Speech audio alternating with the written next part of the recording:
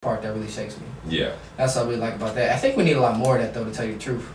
Yeah, I mean, and honestly, it's probably out there. I mean, you don't hear everything. You don't hear every good, positive thing that's happening in the world. Obviously, you hear a lot more negative, because that's what gets the clicks, that's what gets the views. But, I mean, there's still positive people out there. There's still people trying to make a difference. You're just not going to hear it as much. So, but we just got to kind of keep that in mind. A lot of the time, I feel like a lot of people just think that the world's just negative and it's gloomy.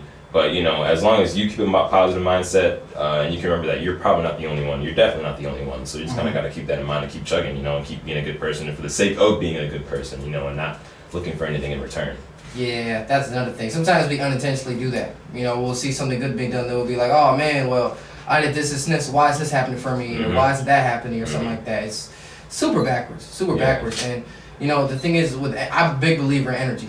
Yeah. Whatever you put out in this world, you will get back. Definitely.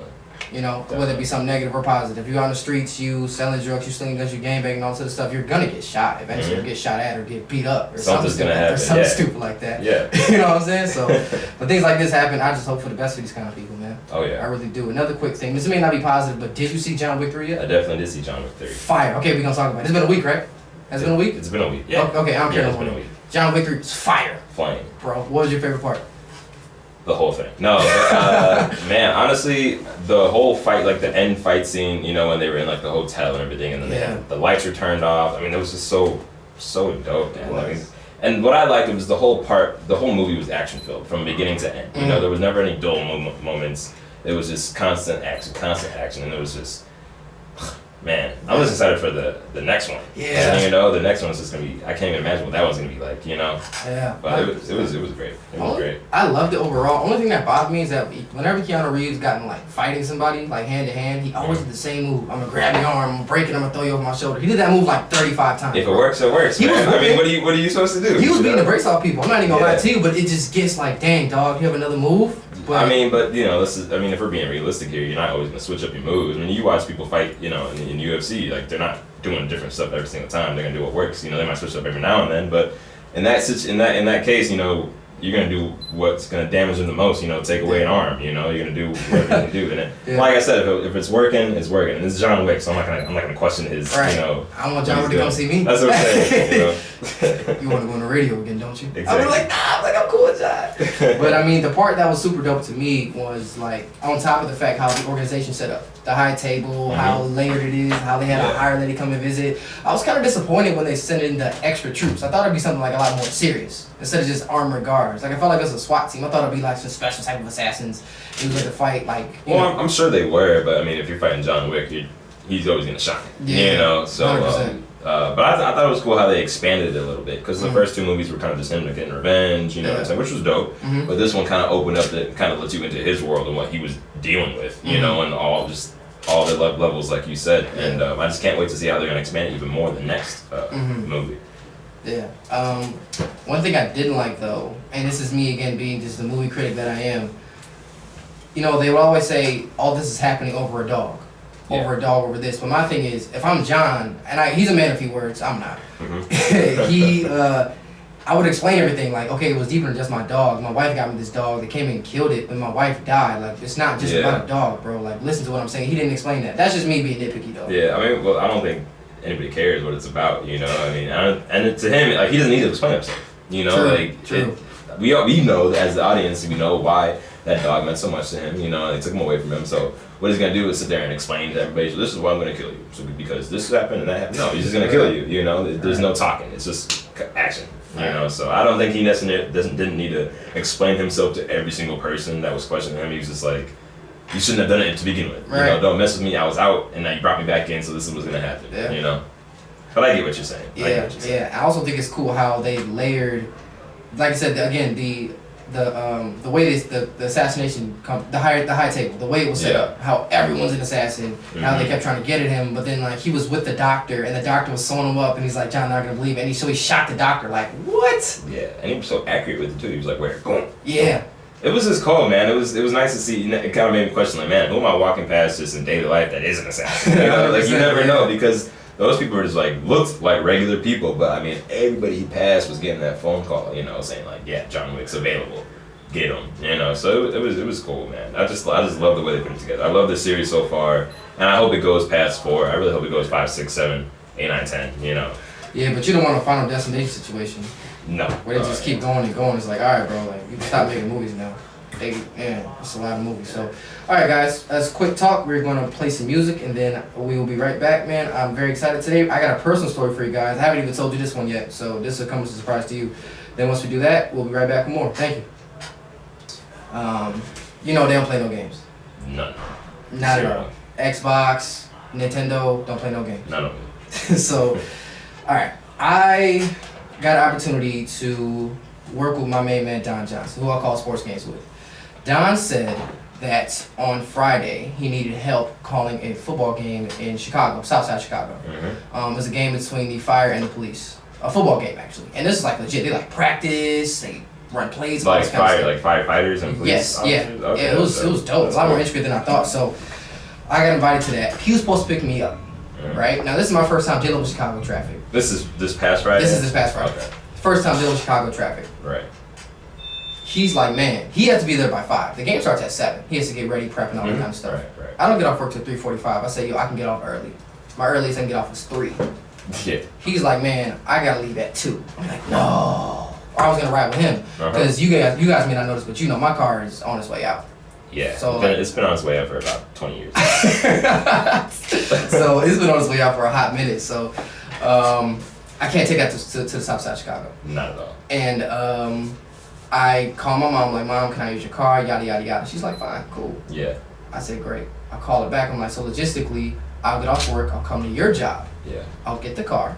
Once I get the car, we can switch it. I'll leave my car with you. I'll take my car. Because we live 5 minutes from her job. Mm-hmm. So I'll leave the car with you. You can take the car home. I'll take the car right there. That way I ain't got to stop and go home, go out of my way, none of that. Yeah. She says no.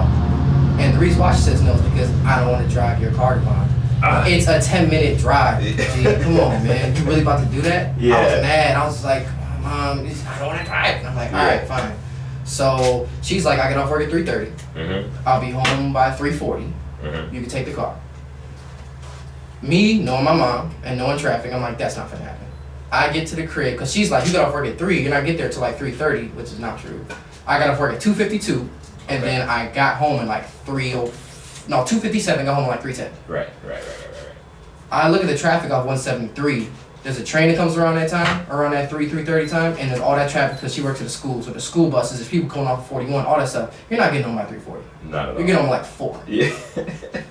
So I'm sitting here, I'm quick thinking, I'm like, man, I gotta make this opportunity, I gotta get the best of this, I gotta get the best of this. I hit my neighbor up, big shout out to Chantel. I'm like, yo, I know this is random, please let me use your car. Yeah. So I can go to Chicago, just out of the blue. Hey, like, can I take your car to Southside Chicago? Just out of nowhere. She's like, sure. I'm like, thank you. I call my mom, bro, hot. She was mad? Frying pan. Bro, Why? she was cooking because their thing is I used someone else's car that I'm not insured under. And I get it. Like, I used someone else's car. I'm not insured under it. Something would have happened. You'd have to pay for all damages and yada, yada, yada. Which is all true. Mm-hmm. That's all true. But my thing is... That was worst case scenario, though. Thank you. Worst case scenario. Thank you. Like, what I wanted to say was, I wanted to be like, yo, I just drive like I'm in my car. I won't crash. Like, what you want me to do? I just want me to do a car accident. So they got super mad about that. Right. Like, I'm calling my dad for directions. Like, I don't know why you would do that, but you know what? Now it's not the time. I need you to focus on the road. When we get back, we'll talk about it. Make sure you take 294 to 95th and get over on Go start going east. I'm like, all right, Pops, thank you. Love you too, bye. Like, they were pissed, bro. But it brings the conversation to when is it okay to take a risk? Mm-hmm. And do we have to get better at learning calculated risk or just throwing our whole just head into things? Because me, I thought that was calculated. I don't plan on crashing a car anytime, obviously. Right. I needed her car. My mom would have got there at 3:40. I left my house at 3:20, 3:30, and didn't get to where I was going until 7. Yeah. Yes, that 294 traffic is terrible, No bro. joke. I was at Rosemont for like an hour. Yeah, and this is Friday? This is Friday. Oh, so you're definitely in I good was traffic. Good hot. traffic. I was hot, bro. So for me to get on, for me to stay there and do what I had to do to get to where I was going, I was fine with it. I was like, I'm sitting in traffic, but you know what? I'll make it. I'm contacting my guy. I'm like, yeah, I'll be there as soon as I can. Yada. He wasn't tripping. So Right. I got there a little after 7. I got there right after the first quarter of the game. Everything worked out fine. Okay. Well, that's good. Yes, but again, that brings you back to my question. Was I foul for that? is opportunity a risk? Is when do you find a line between opportunity that's good for you and the risk is too big for it? I think what you do was fine. Me too. You know, sometimes you gotta do what you gotta do. Yeah. You know, and obviously if you can make a calculated risk, then go ahead and make that calculated risk. But sometimes, especially if the opportunity presents itself and you need to make a choice right then and there, sometimes you just need to jump. You know? So, no, I mean, sometimes you just gotta take that risk, especially if something that you wanna do. You know? So yeah, I think you definitely made the right choice. I think your parents are tripping, personally. I think so too. But you know, it happens. It happens. 100%. So guys, we got a special guest in the building.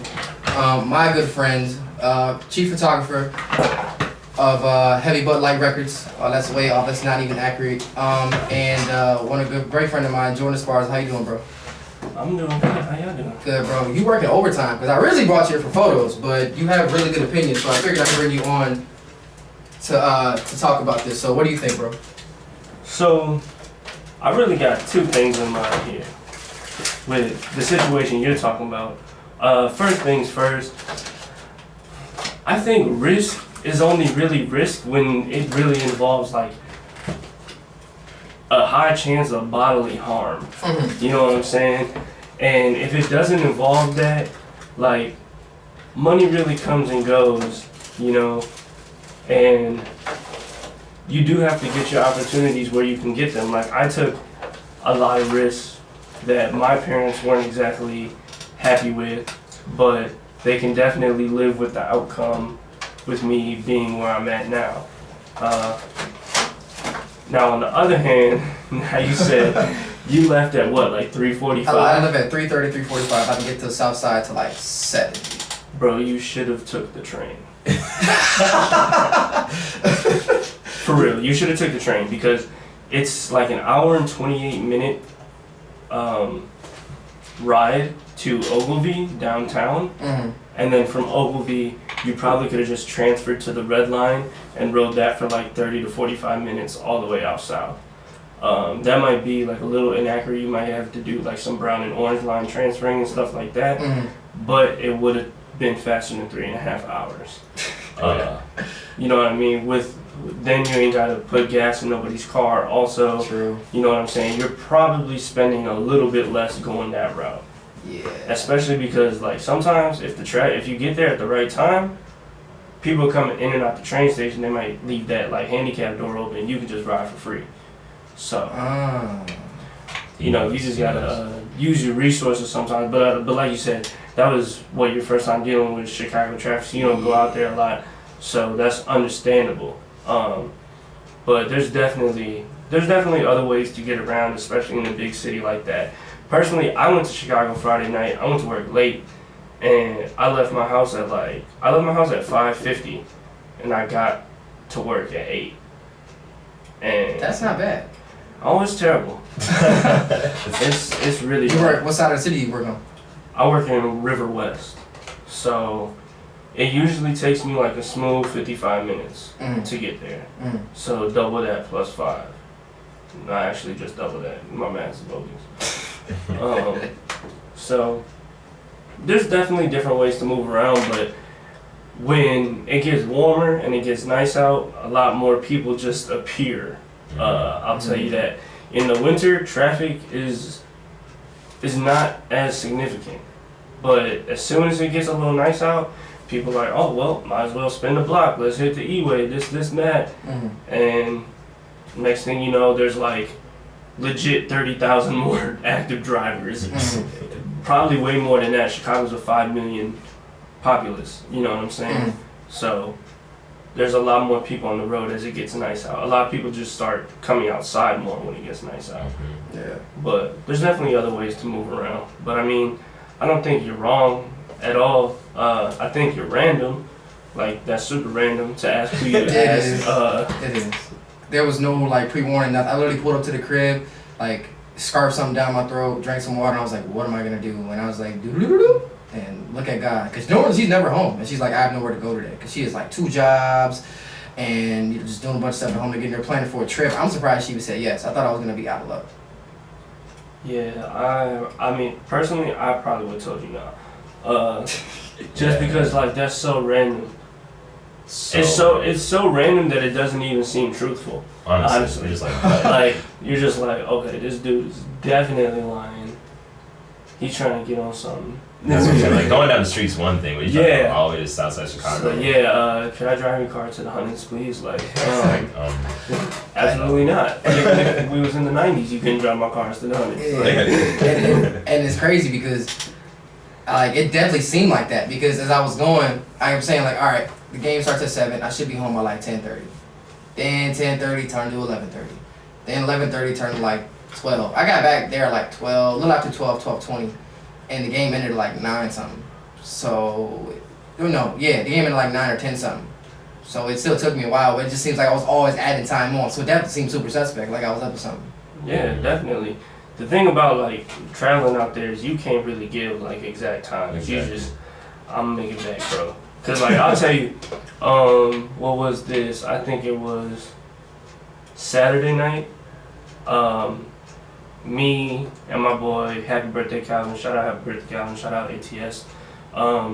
We went to a little party he was performing at on 75th, right? Mm-hmm. So not even as far as you went. So we go from the studio to 75th at 10:45 at night. So super low traffic. That drive alone was 25 minutes. Just distance. Now you're just talking about distance. You know what I mean? And River West is like kind of central point of Chicago is just like west of the river. So like downtownish? Not for real. If you cross the river, you would be downtown. But as far as like, if you're looking at it on a map, it's towards like the center, just on the west.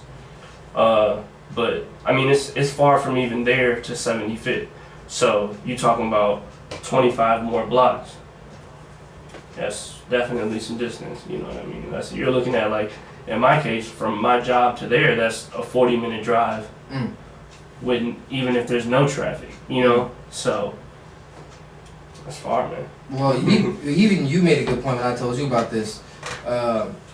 It's not like LA traffic.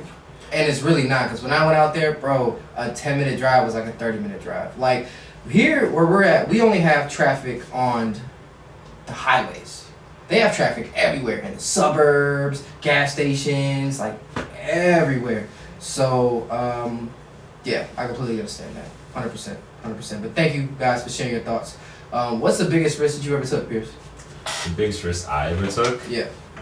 Probably, I mean, there was a point where I didn't go to school for a while. I just took like a year off and wanted to focus like on acting and stuff like that. I was taking mad classes in Chicago. So I get that. I always take the train out in Chicago just because I'm not even trying to deal with that traffic trying to come back, you know what I'm saying?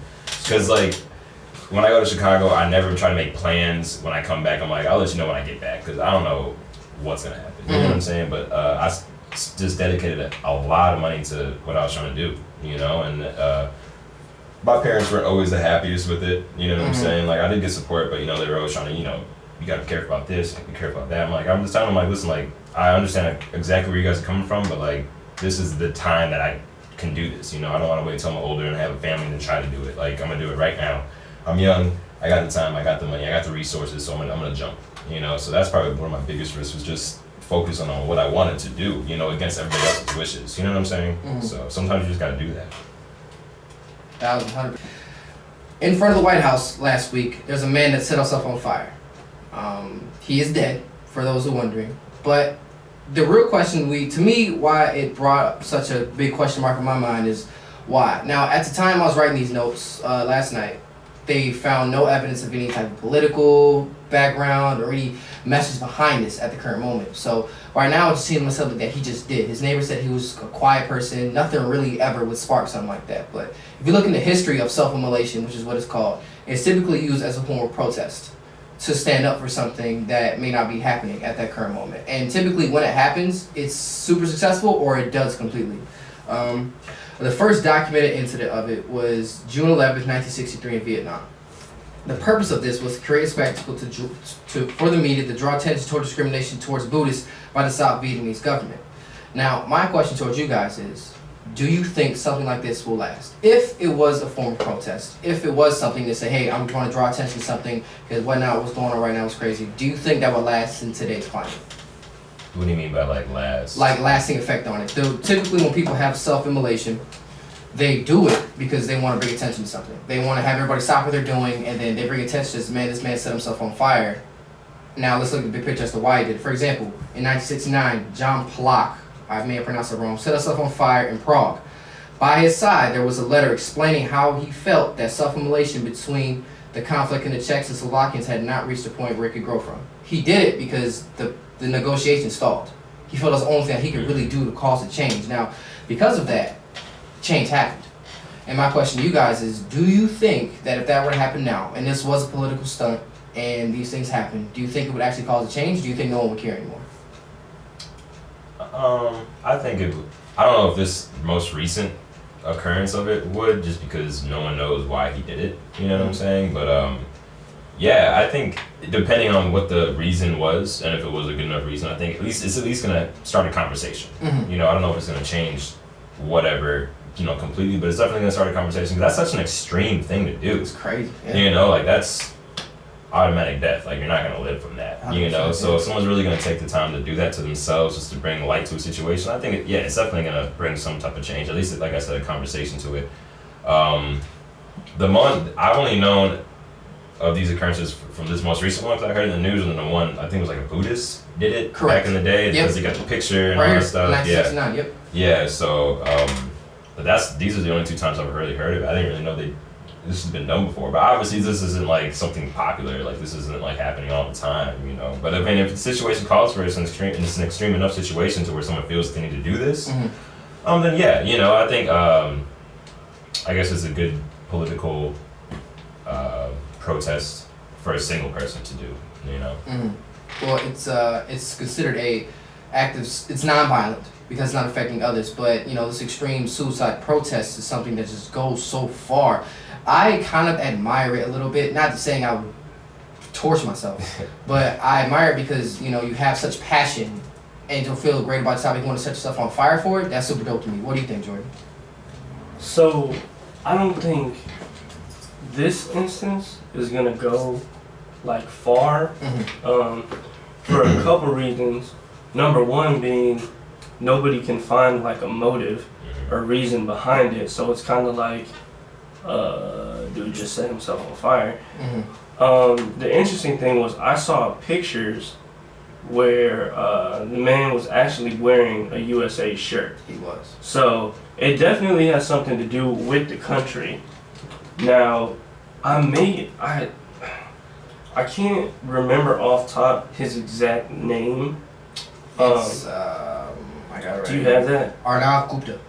Right. So this is another thing that seems to me like definitely like a name of potential like Southeast Asian, Middle Eastern descent, which might backfire even if there was a reason and they just say like this was some kind of radical thing that he did, and you know, just pin it on a religion, and you know what I'm saying, because he didn't, to our knowledge, leave behind some kind of motive.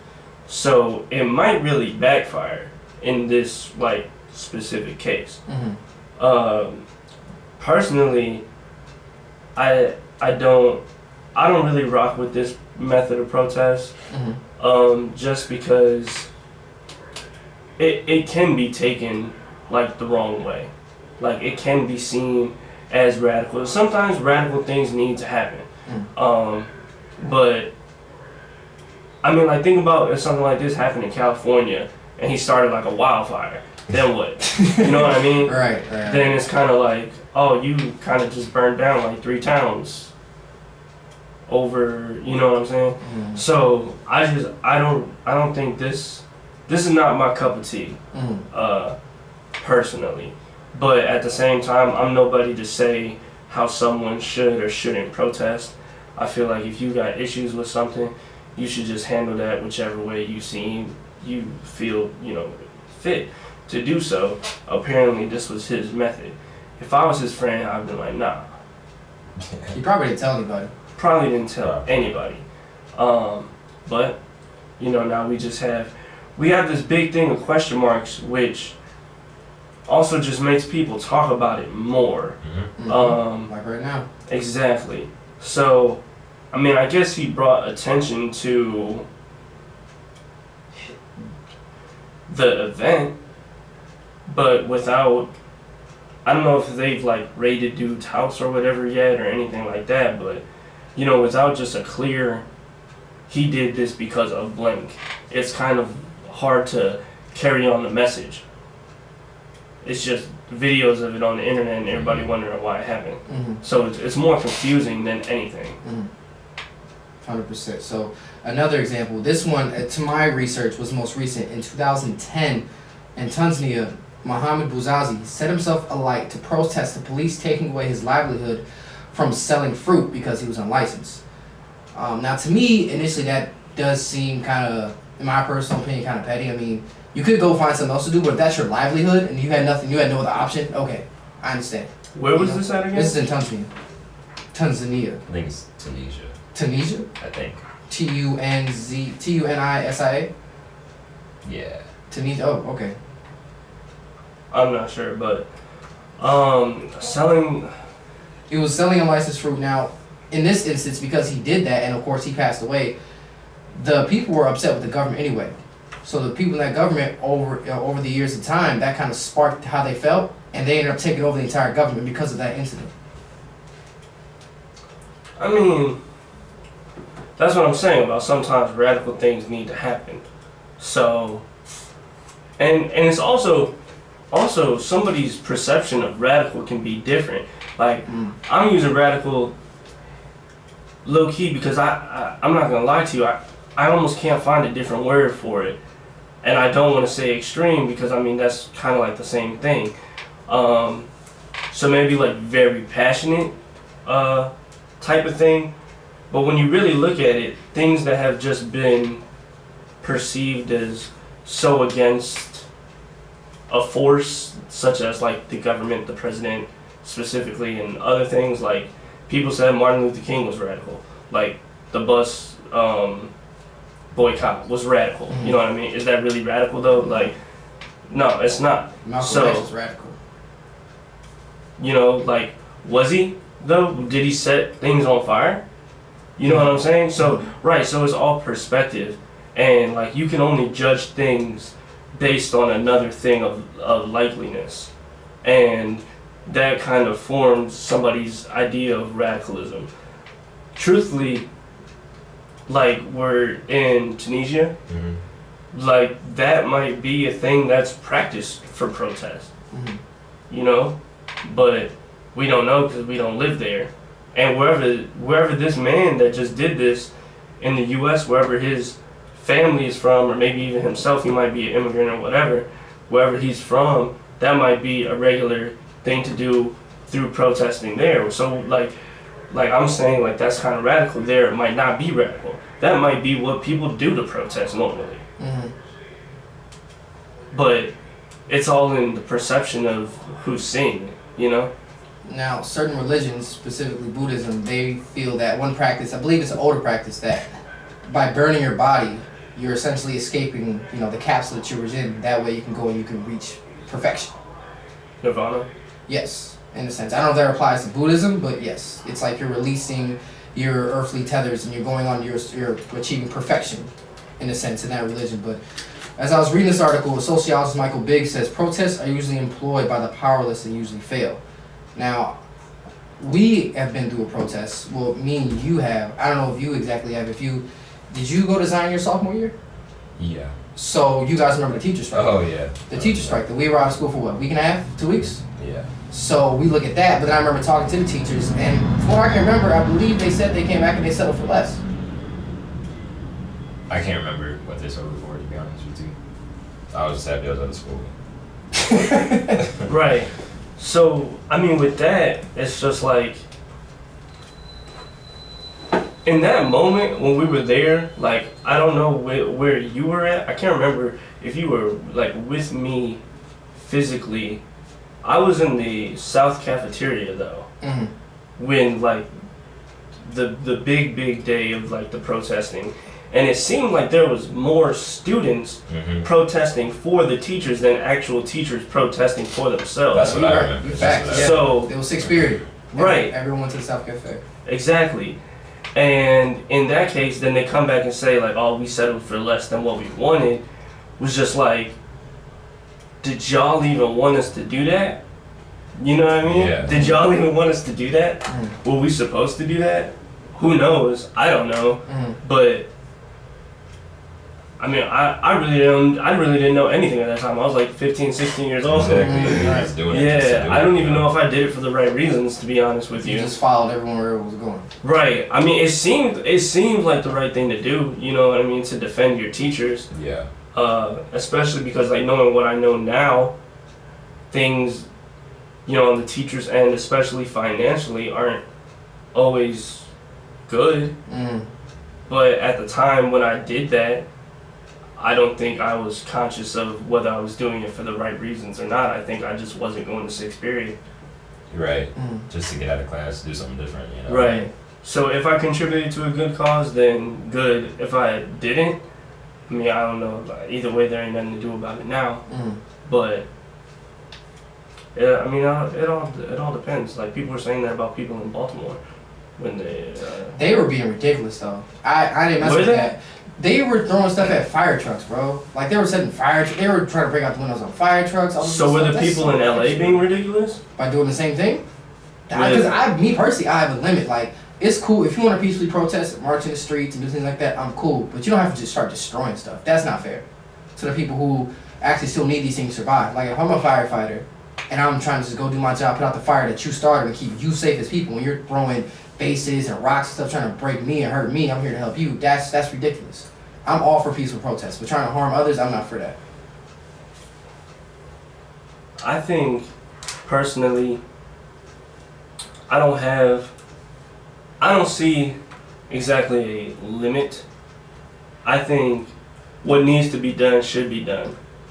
But the problem with that is that until something changes, you often don't know what needed to be done. So things can seem radical, extreme, ridiculous in the moment, but you know, the thing is, when you look at it, what I brought up with LA, I'm specifically talking about the Rodney King incident, is that we're still dealing with a lot of problems that were fought against at that time period. So you could almost say that they didn't do enough. Yeah, you could. They didn't destroy enough. They didn't make enough of a point. Because now we're still dealing with those problems. What was that? 92. So you're talking about 2002, 2012, and now we're gonna come up on 2022. 27 years ago. You know what I mean? In the next 3 years, it's gonna be 30 years of the same problems, and people thought that they went too far that day, those days, but nothing changed. So did they even go far enough? It's hard to tell. What do you think, Pierce? No, I definitely see where Jordan's coming from. I mean, I guess it really depends on what the protest is about. You know, a lot of times peaceful protests, if it's peaceful, nothing's really doing anything. Like, if no one's worried that something's going to happen to them, you know, and you see a bunch of people sitting outside, and it's like, okay, well, obviously I don't really need to do much. You know what, with the Occupy Wall Street, you know, where they were just in New York, I think it was like Central Park, they were just chilling, like nothing really changed from that, you know what I'm saying? And you can even go back, I mean, protests way back, I'm talking way back in the day, you talk like the French protests and stuff like that, they were cutting people's heads off. You know what I'm saying? Like, sometimes you gotta do what you gotta do, you know? And obviously, like, I'm not for violence, you know, I don't want people to get hurt, but, you know, when things need to be changed, you know, for the betterment of a whole, I mean, it's like, kill one to save a million, you know what I'm saying? And as much as that, you don't want to kill that one person, if that one person's death gonna help all these other people, is it wrong? You know what I'm saying? So sometimes you do have to be violent or possibly destroy things just to kind of get your point across, because not always peaceful protests don't always just kind of prove anything. You know, yeah, okay, I'm upset and I'm gonna stand here and I'm gonna yell at you, and you can just walk past me and continue on your day. You know what I'm saying? But if I grab you, if I do this, if I do that, you have to listen to me. You know, you have to look me in the face. You know, so I don't know. Sometimes you gotta get a little buck. You know, you gotta get in their face, do something about it. So I guess, like I said, it just depends on the situation, what you're protesting, and how violent you're getting. I guess, you know, like if you're just doing it just to do it, you know, and obviously there's gonna be some people that are just joining the protest just because they want to hurt people, they want to fight, they want to rob, you know, and you know, that sucks. You know, they're obviously not in it for the right reasons, but the majority of people are.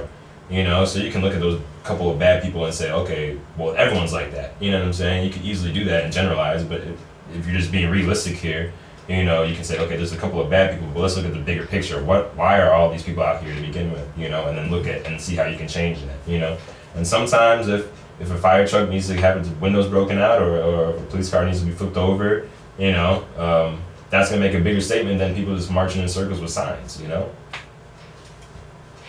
A lot of times, I think, And this will be our last point before we wrap up. like, almost to say specifically whether a peaceful protest or a violent protest works, I think is inaccurate. But like, financial protests are often most effective. Yeah. I And agree. like, I feel like if more people would have put their, I guess, personal interests aside when the things with Colin Kaepernick in the NFL happened, that a lot more progress would have came out of that situation. But people are like, nah, bro, I still gotta watch the Bears game, bro. Yeah. Like, you know what I'm saying? Like, they got Trubisky now, bro. You know what I'm saying? We might go to the playoffs, bro. This and that, you know. But like, your guy, J. Cole, was saying like, don't watch these games. Don't give these people your money. I did not watch an NFL game for 2 years. You know what I'm saying?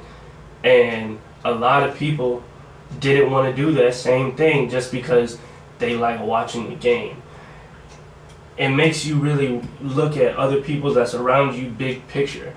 Like, is that really that important? Like, your 2.5 hours of couch potato recreation? You know what I mean? Like, you could have said that's 2.5 hours that I got to hang out with my girl, hang out with my kid, put time into my craft. Or, shoot, I might see if I could work a little extra and get some overtime or something. But, nah, you want to sit and watch the game. Like, okay. And that's the thing, is that you can't always get everybody to come along on what you're trying to do or what's right. Because what's right oftentimes is hard to do. 100%, 100%. All right, guys, we gotta wrap it up. Tell everybody your socials. What's up, y'all? This is Jordan. You can find me everywhere at heavybutlite. That's HEAVYBUTLITE. You can find me on all social media. Just type in my name, Pierce Anderson. I will pop up. I'm usually the first person to pop up. And then your list of names. Twitter at DCJ15, YouTube in School Detention, Facebook Devonn Overstreet, Facebook in School Detention, Instagram at DevonnAlan, and of course you can find me here every Monday on 90.3 WRLR. Thank you guys so much for tuning in. You guys have a great day. It's so crazy, like.